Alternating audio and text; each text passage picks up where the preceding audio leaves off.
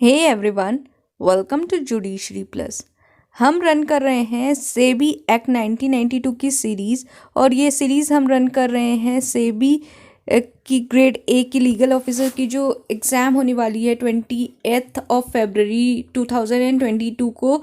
जो expected date है phase 1 का, उसके लिए हम प्रिपेयर कर रहे हैं। बेसिकली ये जो एक्ट है ये मैंने बिल्कुल एग्जॉस्टिव वे में कवर किया है, तो ये फेज़ 2 में भी आपको काम आएगी। एंड ये मैंने इसलिए इतने अच्छे से कवर किया है क्योंकि ये फेज़ 1 में 15% वेटेज रखती है along with SCRA and depository act.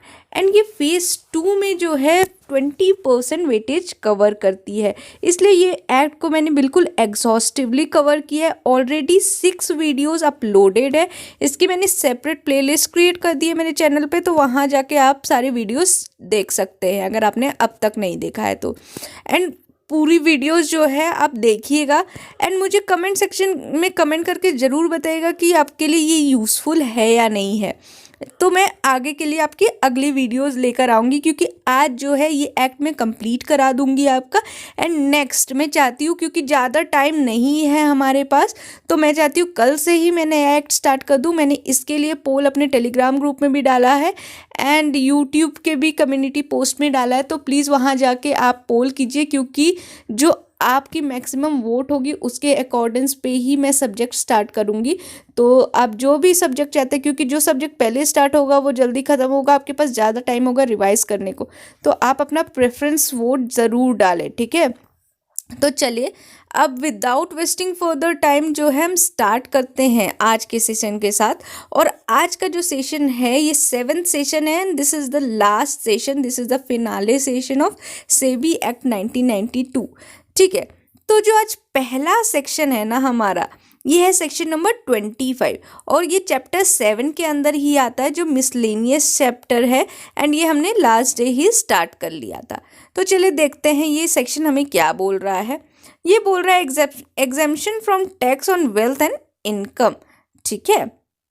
तो 25 हमें क्या बता रहा है, not withstanding anything content in the wealth tax 1957, the Income Tax Act 1961 or any other enactment for the time being in force relating to tax on wealth, income, profit or gains, ठीक है। The board and the existing security exchange board from time date of its constitution to the date of establishment of the board shall not be liable to pay wealth tax, income tax or any other tax in respect of their wealth, income, profit or gains derived। यानी कि कुछ भी हो, wealth tax act 1957 में है ना, इसमें कुछ भी दे रखा हो, या तो इनकम टैक्स एक्ट 1961 में कुछ दे रखा हो और कोई अदर इनेक्टमेंट में कुछ दे रखा हो, ठीक है, जो कि रिलेटेड किससे है, टैक्स, वेल्थ टैक्स से रिलेटेड है, इनकम से रिलेटेड है एंड प्रॉफिट से, प्रॉफिट और गेन पे जो टैक्स लगते हैं उससे रिलेटेड है। तो क्या करेगा बोर्ड जो है, या एग्जिस्टिंग, या तो बोर्ड जहाँ इस्टेब्लिश नहीं हुई है तो एग्जिस्टिंग सिक्योरिटी एक्सचेंज बोर्ड जो है, जिस दिन से जो है ये एक्ट के अंदर बोर्ड का कॉन्स्टिट्यूशन कर दिया है, वो लाइबल नहीं होगी वेल्थ टैक्स, इनकम टैक्स या किसी अदर टैक्स के रिस्पेक्ट में, इन सब के लिए, ठीक है। तो बस ये एग्जेम्पशन के बारे में बात कर रहा है कि इन लोगों को एग्जेम्पशन मिल जाएगी वेल्थ टैक्स, इनकम टैक्स और अदर टैक्स से, जो कि इनकम, प्रॉफिट और गेन्स पे अराइज होते हैं, ठीक है। फिर जो नेक्स्ट सेक्शन है, सेक्शन नंबर 26, ये बताता है cognizance of offence by court, ठीक है। तो कौन कॉग्निजेंस लेगा, no court shall take cognizance of any offence punishable under this act और एनी रूल और regulation made thereunder save on a complain made by court. यानी cognizance सिर्फ तभी लिया जाएगा जबकि कंप्लेंट जो है ना, कंप्लेन की गई हो बोर्ड के द्वारा, ठीक है। तो कोई भी कोर्ट जो है कॉग्निजेंस नहीं लेगा किसी ऑफेंस में जो कि इस एक्ट के अंदर पनिशेबल है, या रूल के अंदर पनिशेबल है, या रेगुलेशन के अंदर पनिशेबल है, जब तक कंप्लेंट नहीं फाइल की गई हो बोर्ड के सामने। ये बताता सेक्शन 26 की कोई भी कोर्ट कॉग्निजेंस तब तक नहीं लेगा जब तक कंप्लेंट फाइल ना की गई हो बोर्ड के सामने, ठीक है। ये बता रहा है हमारा सेक्शन नंबर 26, ठीक है। अब इस सेक्शन का जो सब क्लॉज 2 है ना, इसको डिलीट कर दिया गया है, ठीक है। तो नेक्स्ट सेक्शन पे चलते हैं, जो कि है 26A। ये बात कर रहा है एस्टेब्लिशमेंट ऑफ स्पेशल कोर्ट के बारे में, ठीक है। स्पेशल कोर्ट भी इस एक्ट के अंदर स्टैब्लिश की जाती है। तो सेंट्रल गवर्नमेंट जो है ना, स्पीडी ट्रायल के लिए, इस एक्ट के अंदर जो भी ऑफेंस दिया है उसकी स्पीडी ट्रायल के लिए जो है इस्टेब्लिश कर सकती है या डेजिग्नेट कर सकती है किसी कोर्ट को एज ए स्पेशल कोर्ट, जो भी उसको नेसेसरी लग सकता है। किस लिए पर्पस क्या है, स्पीडी ट्रायल, ठीक है। फिर जो सेकंड क्लॉज है वो बता रहा है स्पेशल कोर्ट जो है ना, उसमें क्या क्या होगा, सिंगल जज होगा जो कि अपॉइंट किया जाएगा सेंट्रल गवर्नमेंट के द्वारा और with concurrence of chief justice of high court, ठीक है। तो स्पेशल कोर्ट जो है उसमें कौन होगा, सिंगल जज होगा और वो अपॉइंट किसके के द्वारा होगा, सेंट्रल गवर्नमेंट के द्वारा, और कंकरेंस किसका होगा, chief justice of high court, जिसके जुरिसडिक्शन में जो जज को अपॉइंट किया गया है जो काम करने के लिए, ठीक है। तो सबसे पहला क्लॉज यही बता रहा है स्पीडी ट्रायल के लिए स्पेशल कोर्ट बना सकते हैं या पुराने कोर्ट को किसी को स्पेशल कोर्ट का पोजीशन दे देंगे। ये स्पेशल कोर्ट में सेकंड क्लॉज बोल रहा है स्पेशल कोर्ट में कौन होगा, सिंगल जज होगा और जिसको अपॉइंट किया जाएगा सेंट्रल गवर्नमेंट के द्वारा। बट सेंट्रल गवर्नमेंट जब अपॉइंट करेगी ना, तो chief justice of high court का जो है उसका ओपिनियन लेके ही करेगी, कंकरेंस लेना पड़ेगा उसका, ठीक है। उसको ओपिनियन लेना मैंडेटरी है और उसके ओपिनियन के अकॉर्डिंग ही जो है वो जो है सेंट्रल गवर्नमेंट अपॉइंटमेंट करेगी, ठीक है, कि कौन सा जज जो है जो इसमें स्पेशल जज का काम करेगा। फिर थर्ड क्लॉज जो है उसमें यही बोल रहा है कि कोई पर्सन जो है ना वो क्वालिफाइड नहीं होता है अपॉइंटमेंट के लिए एज अ जज ऑफ स्पेशल कोर्ट अनलेस क्या बोल रहा है, unless he is immediately before such appointment holding the office of session जज और एन एडिशनल सेशन जज एज द केस में बी। यानी कि कोई भी पर्सन जो है क्वालिफाइड नहीं होगा जज बनने के लिए किसी स्पेशल कोर्ट का जब तक जो है ऐसे अपॉइंटमेंट से तुरंत पहले वो कोई होल्ड कर रहा है स्पेशल जज का सेशन जज का ऑफिस या एडिशनल सेशन जज का ऑफिस। यानी कि अगर आप स्पेशल जज बनना चाहते हो तो एटलीस्ट आपको जो है ना सेशन जज या एडिशनल सेशन जज की कुर्सी को होल्ड करना पड़ेगा। आप अगर उसकी पोजीशन पे बैठे हो तभी आपको स्पेशल जज बनाया जाएगा। 26A में बात की जा रही है इसकी। और ये जो सेक्शन है ना इसको इंसर्ट किया गया था 2013 यानी कि 2014 का जो लेटेस्ट अमेंडमेंट आया है उसके थ्रू ये ऐड हुआ है। तो ये बहुत ही इंपॉर्टेंट हो जाता है क्योंकि रिसेंट अमेंडमेंट के थ्रू ऐड हुआ है, ठीक है। अब इसी से रिलेटेड है offence tribal by special court. अब ये स्पेशल कोर्ट तो बना दिया हमने 26A में। अब 26B बता रहा है कि ये जो स्पेशल कोर्ट है वो कौन से ऑफेंस को ट्राई करेगी। इस सेक्शन में सिंपली हमें यही बोल रहा है कि जितने भी ऑफेंस कमिटेड हुए हैं ना इस एक्ट के अंदर, जो कि ये जो सिक्योरिटी लॉ 2014 का अमेंडमेंट आया उससे पहले हुए हो या बाद में हुए हो, तो उसके बाद जो है ना ये स्पेशल कोर्ट देखेगा इस मैटर को, ठीक है। 2014 के अमेंडमेंट से स्पेशल कोर्ट को इस्टेब्लिश कर दिया। तो इसके बाद जो भी मैटर्स पहले से पेंडिंग है या उसके बाद जो मैटर्स आ रहे हैं ये सारे मैटर्स स्पेशल कोर्ट ही डील करेगा, ठीक है। बस इतनी चीज़ें बोल रही है। और कि कौन सा एरिया करेगा, for the area in which the offence is committed और where there are more special courts than one for such area by such one of them as may be specified in behalf of the high court. यानी कि normally तो special court ही करेगा, लेकिन अब कोई offence हुआ है और जिस जुरिडिक्शन में हुआ है उस जुरिडिक्शन में 2-3 जो है स्पेशल कोर्ट का जुरिडिक्शन पड़ रहा है, तो फिर कौन सा स्पेशल कोर्ट इससे डील करेगा। तो हाई कोर्ट जो है इसके बिहाफ में जो है बताएगी कि कौन से स्पेशल कोर्ट के पास जुरिडिक्शन है उस मैटर के लिए, ठीक है। ये था 26B। फिर 26C आता है जो अपील एंड रिवीजन के बारे में बात करता है। तो हाई कोर्ट जो है ना वो एक्सरसाइज करेगा जितना भी एप्लीकेबल है सारे पावर जो कन्फर किए गए हैं इसको 29 और 30 चैप्टर के अंदर जो CRPC में दिया है, किसको किया गया, ऑन अ हाई कोर्ट। जैसे कि special court within the local jurisdiction of the high court where a court of session trying cases within the local limit of jurisdiction of the high court, ठीक है।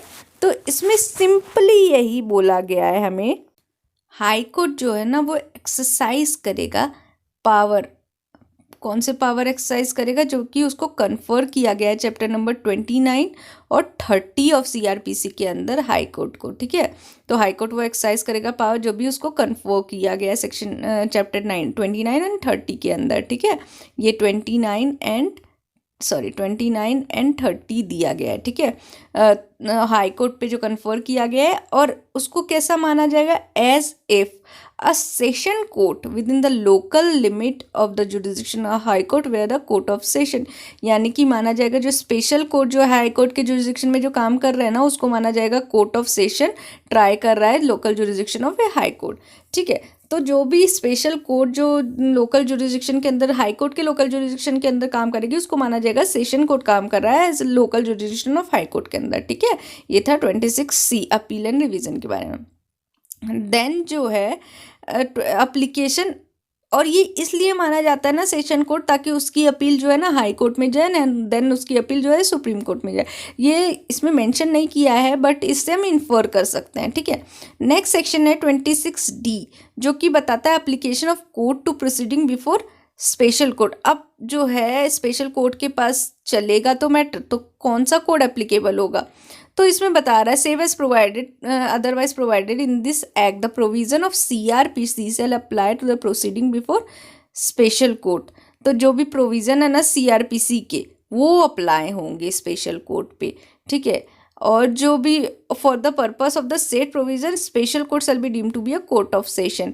अब CrPC के provisions तो applicable होंगे, लेकिन CrPC में कहीं पे भी स्पेशल कोर्ट के बारे में मेंशन नहीं किया है, वहाँ तो आपके सेशन कोर्ट के बारे में मेंशन किया है। तो सेशन कोर्ट का जो भी पावर है, फंक्शन है, ये सारी चीज़ें स्पेशल कोर्ट करेगा, उसको डीम्ड कर लिया जाएगा कि वो कोर्ट ऑफ सेशन है, वैसे ही स्पेशल कोर्ट को डील किया जाएगा। ठीक है, और जो पर्सन जो कंडक्ट करेगा ना प्रोसिक्यूशन वैसे स्पेशल कोर्ट में, उसको भी डीम कर लिया जाएगा कि वैसा पर्सन जो है पब्लिक प्रोसिक्यूटर है, section number 2U of CrPC के अंदर, जो कि डिफाइन करता है पब्लिक प्रोसिक्यूटर को।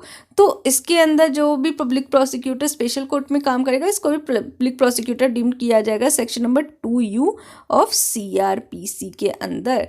ठीक है, देन क्लॉज 2 बोल रहा है जो पर्सन कंडक्ट करेगा ना प्रोसिक्यूशन सबसेक्शन 1 के अंदर, तो उसको उसका प्रैक्टिस जो होना चाहिए नॉट लेस देन 7 ईयर्स होना चाहिए, 7 साल की एटलीस्ट प्रैक्टिस होनी चाहिए उसकी।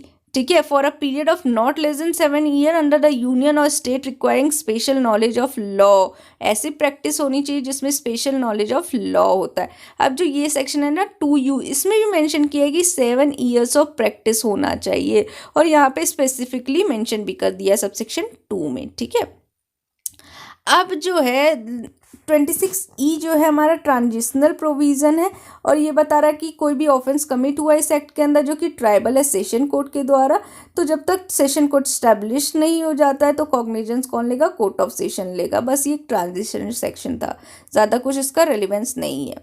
देन जो नेक्स्ट सेक्शन है वो है ऑफेंस बाय कंपनी। अगर कंपनी ने ऑफेंस किया तो क्या होगा, तो जब ऑफेंस जो है इस एक्ट के अंदर कोई कंपनी करती है तो एवरी पर्सन, ठीक है, जब ऑफेंस कमिट हुआ है ना, जो भी पर्सन इंचार्ज था या रिस्पॉन्सिबल था कंपनी के कंडक्ट के लिए, उसके बिजनेस के कंडक्ट के लिए, ठीक है, तो उन सब को गिल्टी माना जाएगा और उन सब को अकॉर्डिंगली पनिश भी किया जाएगा। सारे पर्सन जो कि रिस्पॉन्सिबल हैं कंपनी के अफेयर्स को लेके, कंपनी के कंडक्ट ऑफ बिजनेस को लेके, तो सब रिस्पॉन्सिबल, सारे पनिशमेंट सबको मिलेगी। ठीक है, प्रोवाइजो जो बोल रहा है इसके साथ जो अटैच है वो बोल रहा है nothing contain in this subsection shall render any such person liable to any punishment provided in this act if he proves that the offense was committed without his knowledge or that he had exercised all due diligence to prevent the commission of such offense। यानी कि अगर कोई person है ना जिसको कि उस चीज़ का नॉलेज नहीं है, ठीक है, उसके नॉलेज के बिना वो चीज़ हुई है, वो वैसा ऑफेंस उसके नॉलेज के बिना कंडक्ट कराया गया है, एंड उसने सारा ड्यू डिलिजेंस लिया था इस ऐसे कमीशन को प्रिवेंट करने के लिए, ऐसे ऑफेंस को प्रिवेंट करने के लिए, तो फिर वो पर्सन लायबल नहीं होगा। अगर उसने सारे स्टेप लिए हैं जो भी नॉर्मल प्रूडेंट पर्सन को लेना चाहिए, या उसको पता ही नहीं है कि ऐसे कोई ऑफेंस है, उसको नॉलेज ही नहीं है, तो फिर उसकी लायबिलिटी भी नहीं होगी। ठीक है, फिर क्लॉज 2 हमारा आता है जो बताता है not withstanding anything contain in sub clause 1 where the offense under this act has been committed by a company and it is proved that the offense had been committed with the consent or connivance or is attributable to any neglect on the part of any director, manager, secretary or other officer of the company, such director, manager, secretary or other officer shall also deemed to be guilty of the offense shall also liable to be punished accordingly। यानी कि subsection में कुछ भी दिया रहा हो, जब कोई ऑफेंस जो है इस एक्ट के अंदर कमिट किया जाता है कंपनी के द्वारा और ये प्रूव हो गया है कि ऑफेंस जो है ना किसी के कंसेंट, कनीवेंस, धोखाधड़ी या उसके एट्रीब्यूशन के साथ हुआ, एट्रीब्यूटन टू एनी नेग्लेक्ट, उसके नेग्लेक्ट के कारण जो है ये चीज़ हुई है। ठीक है, और ये किस पर्सन के कंसर्न, कन्वीनियंस या एट्रीब्यूशन था? डायरेक्टर, मैनेजर या सेक्रेटरी या कोई अदर ऑफिसर जो कंपनी का है। तो वैसे डायरेक्टर, मैनेजर, सेक्रेटरी और अदर ऑफिसर जो है उनको मान लिया जाता है कि वो गिल्टी है ऑफेंस के और उनको लायबल किया जाता है और उनको उस हिसाब से पनिशमेंट भी दी जाती है। ये था सेक्शन नंबर 27 हमारा। ठीक है, इसके साथ साथ हमें बताया कि कंपनी में कौन इंक्लूड होता है, बॉडी कॉर्पोरेट इंक्लूड होता है, फर्म इंक्लूड होता है और कोई अदर एसोसिएशन ऑफ इंडिविजुअल भी होते हैं। दूसरा जो क्लॉज है डायरेक्टर, डायरेक्टर जो है in relation to a firm means a partner of the firm. In relation of the firm में डायरेक्टर कौन होंगे? Partner of the firm. ठीक है, नेक्स्ट सेक्शन है हमारा सेक्शन नंबर 28 जिसको डिलीट कर दिया है, अब ये सेक्शन एग्जिस्ट नहीं करता है। नाउ जो नेक्स्ट सेक्शन है ये है 28A जो कि रिकवरी ऑफ अमाउंट के बारे में बात करता है। ठीक है, अब कोई पर्सन जो है वो फेल हो गया पेनल्टी पे करने के लिए जो भी उसको इम्पोज किया था एडजुडिकेटिंग ऑफिसर ने।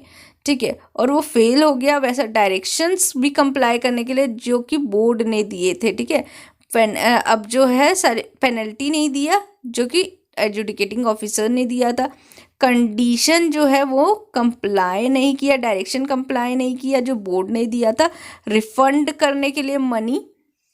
ठीक है, और वो फेल हो जाता है वैसा डायरेक्शन जो है एक्सरसाइज करने के लिए जो इशू किया जाता है सेक्शन नंबर 11B के अंदर, और फेल हो जाता है कोई फीस पे करने के लिए जो कि ड्यू है बोर्ड को। तो जो रिकवरी ऑफिसर होगा ना वो अपना सिग्नेचर लेगा, उसका स्टेटमेंट लिखेगा और फिर वो प्रोसीड करेगा रिकवर करने के लिए, उस पर्सन से रिकवरी करने के लिए ऐसे पेनल्टी या सम्स जो भी पेंडिंग है जो वो नहीं दे पा रहा है। और वो किस तरह से करेगा, ये नीचे 5 चीज़ें दे रखी हैं, उस हिसाब से जो है वो रिकवरी कर लेगा रिकवरी ऑफिसर।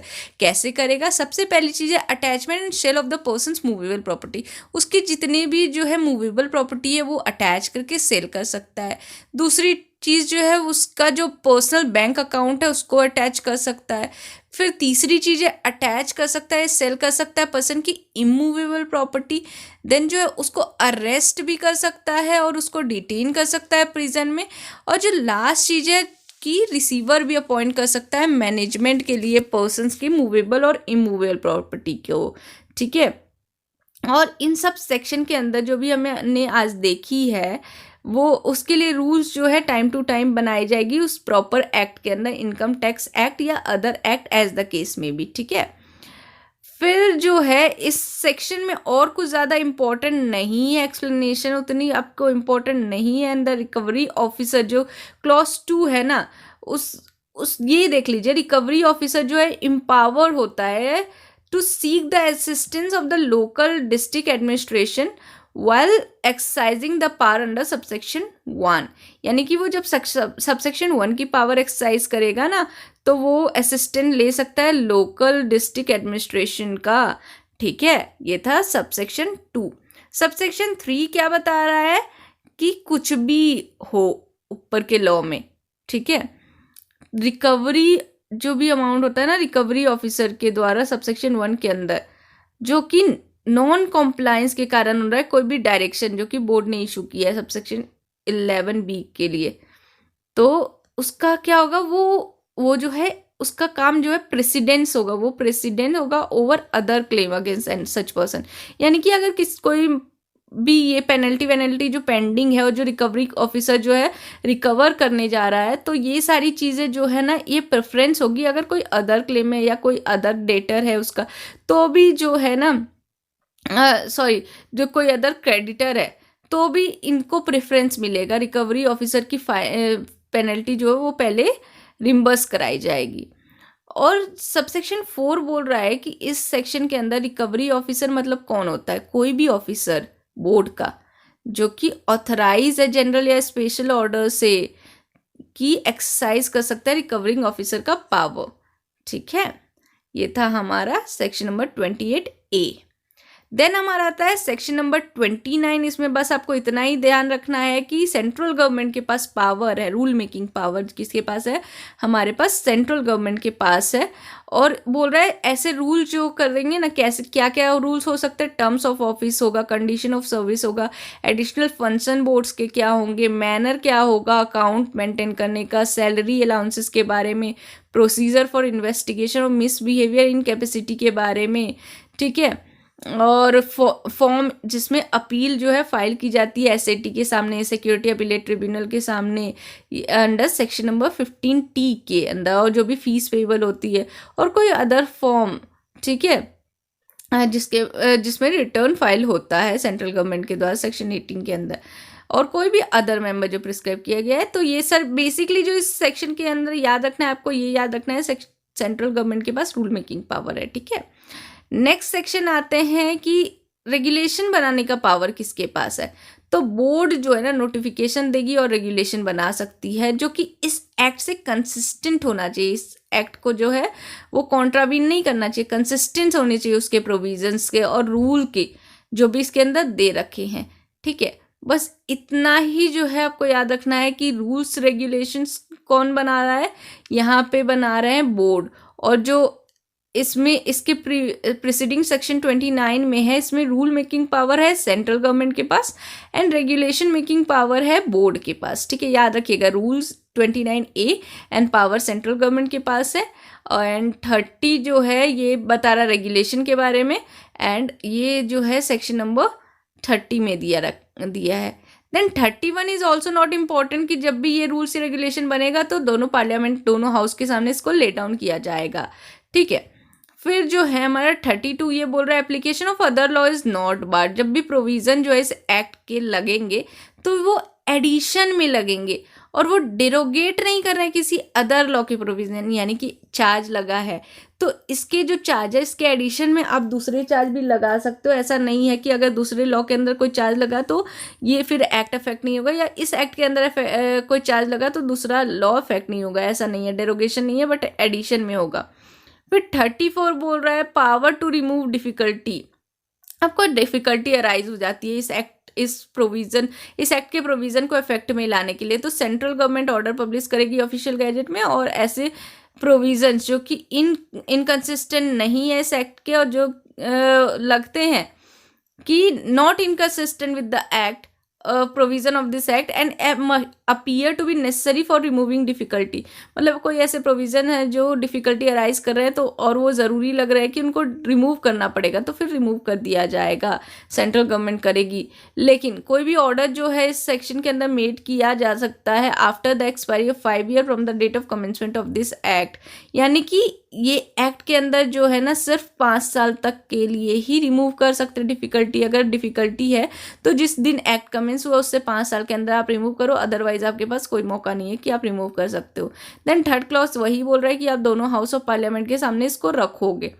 फिर 34A जो है ये वैलिडेशन के बारे में बात कर रहा है कि सर्टेन एक्ट को वैलिडेट करता है। तो कोई भी एक्ट है या थिंग्स है जो डन किया जा रहा है या डन करने जा रहे हैं प्रिंसिपल एक्ट के अंदर in respect of calling for information from or furnishing information to other authorities whether in India or outside India having functions similar to those of the board and in respect of the settlement of the administrative and civil proceedings shall for all purpose be deemed to be a valid effective as if the amendment made to the principal act has been in force at all times।